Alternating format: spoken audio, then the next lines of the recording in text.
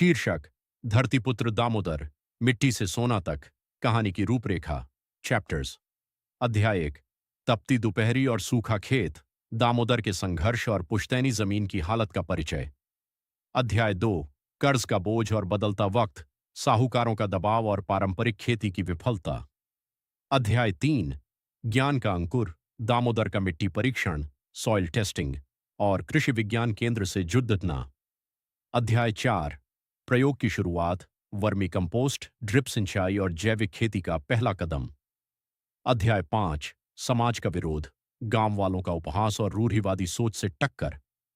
अध्याय 6। प्रकृति की परीक्षा, बेमौसम बारिश और फसल बचाने की जद्दोजहद। अध्याय 7। पहली जीत, जैविक फसल की पहली पैदावार और मंडी का अनुभव।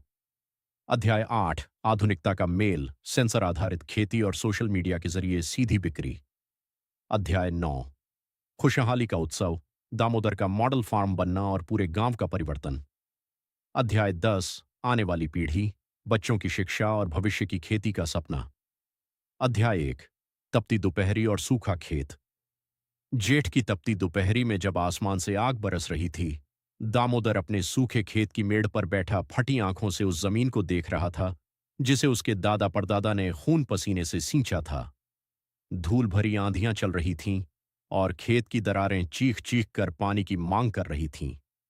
दामोदर के पास कुल 5 एकड़ जमीन थी, लेकिन पिछले 3 सालों से मानसून की बेरुखी ने उसे दाने दाने को मोहताज कर दिया था। उसके हाथ की लकीरें भी अब मिट्टी की उन दरारों जैसी ही गहरी और सख्त हो गई थीं। गांव के बाकी किसान शहर पलायन कर रहे थे, पर दामोदर का मन नहीं माना।